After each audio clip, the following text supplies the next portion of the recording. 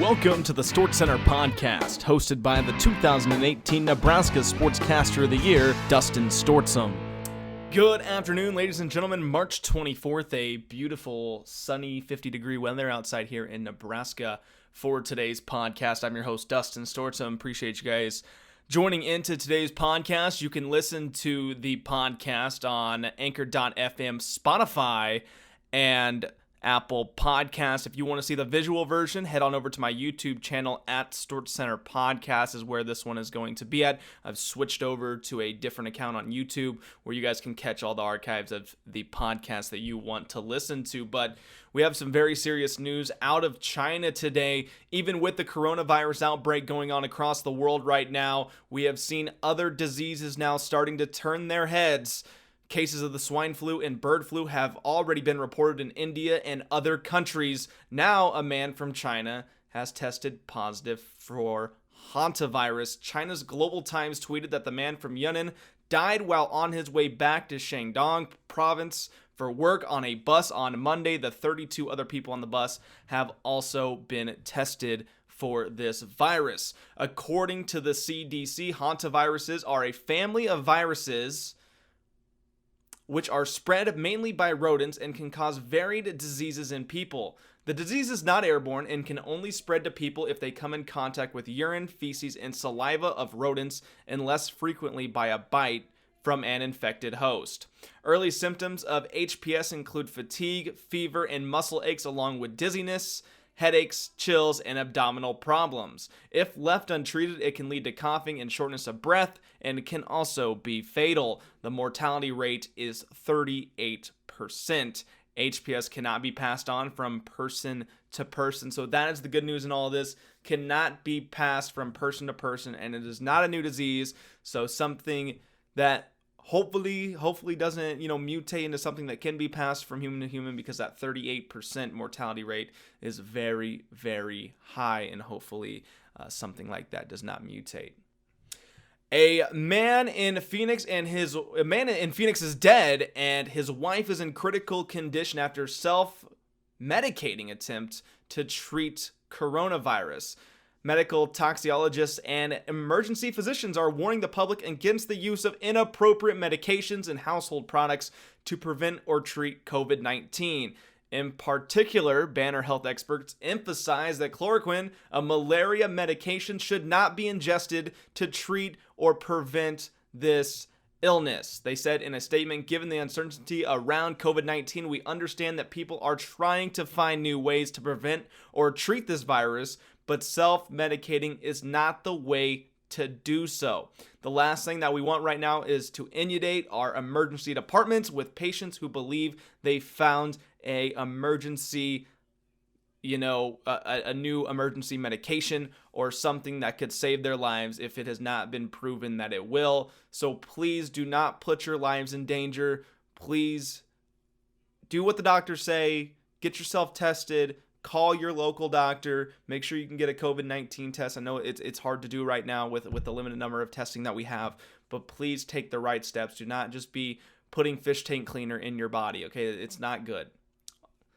Now, this man's wife, she is still alive. She's in critical care, but the couple, they were both in their 60s, thought that this would be a good idea to use after Trump had talked about possibly this working, and they decided to take this, and a man is left dead.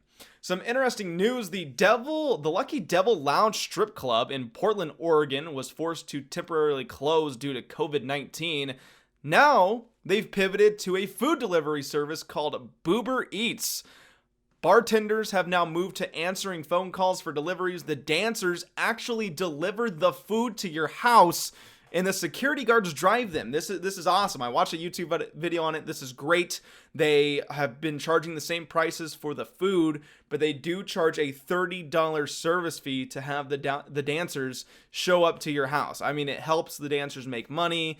They then split that up with the security guards, the bartenders, the cooks, whatnot. But super interesting. I think that is a fantastic idea. When you're forced to close down, why not pivot into something more? You already have a bar in your strip club. Why not make it something like an Uber Eats or you know what I'm saying, Grubhub, DoorDash, whatever it's called. I live in a village in the middle of a cornfield, so I don't use that. But what a great idea. Boober Eats.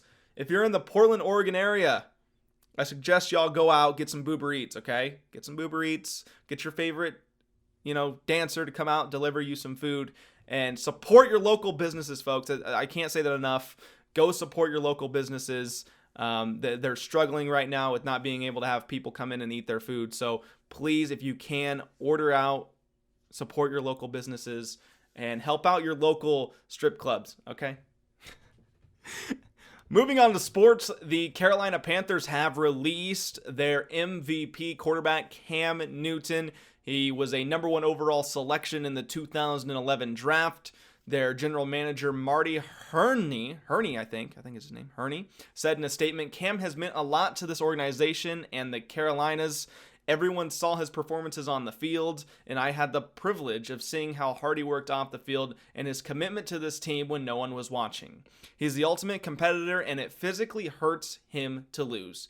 He willed this team to victory on many occasions and will always be considered one of the greatest players in the history of this franchise. His contributions to this team, this community, and the game of football will leave a lasting impact on our organization. Again, Cam Newton was named the MVP in 2015 and could be a suitor to a couple teams that I have in mind. One, the New England Patriots. Remember, number 12, Tom Brady left the Patriots to go join the Tampa Bay Buccaneers on a 2-year, $50 million deal. The Patriots just signed Brian Hoyer, but could they bring in an experienced and a good Cam Newton to that system? Bill Belichick, one of the best coaches of all time. I see a fit there. I possibly see a fit there. I think that we might be onto something with Cam Newton at the Patriots. Now, I could also see him joining the Chargers. The Chargers just got rid of quarterback Phillip Rivers. He signed a 1-year deal with the Indianapolis Colts. They have Tyrod Taylor, which they expressed they would like him to be the starting quarterback for the 2020 season. But could we see Cam Newton possibly signing with the Chargers? Could be a couple fits right there. You guys let me know in the comments below or hit me up on social media what you guys think Cam Newton will end up. Moving on over to baseball, the New York Mets right-hander Noah Syndergaard has a torn ulnar collateral ligament in his pitching elbow and will undergo Tommy John surgery this week, the team announced Tuesday. Mets general manager Brodie Van Wagenen said in a statement, Noah is an incredibly hard worker and a tremendous talent.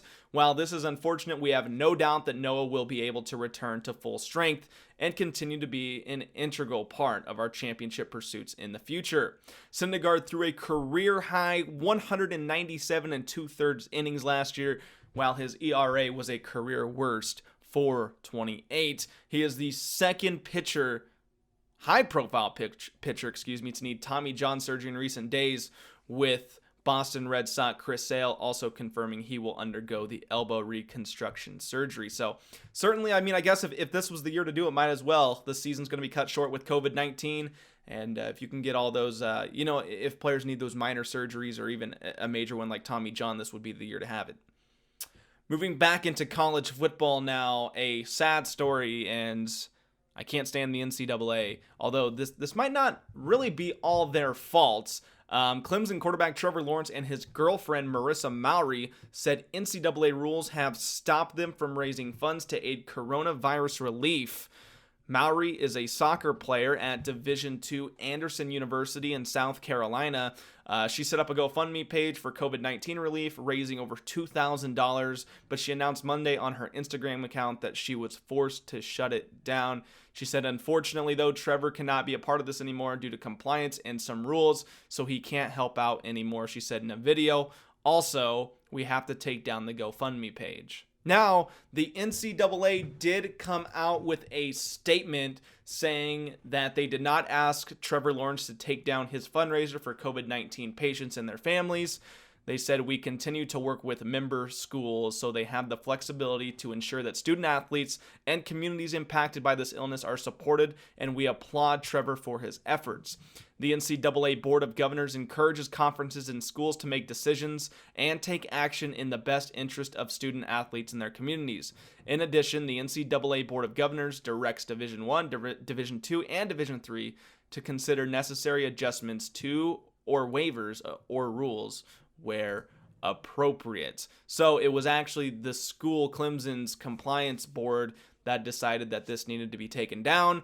Don't really like the move. I guess I understand from a school standpoint, they don't want their star quarterback being, going against the rules or whatever with the NCAA, but it seemed like the NCAA was actually okay with this. It was the compliance from Clemson that shut that down. That is going to wrap it up for this edition of the StortzCenter Podcast. I appreciate you guys listening. As always, make sure to follow me on my social media. Everything is at Dustyn Stortzum. If you want to listen to the visual side of this podcast, go to my YouTube channel, StortzCenter Podcast. You guys can listen to the archive footage over there. Appreciate you guys, and we'll see you again next time.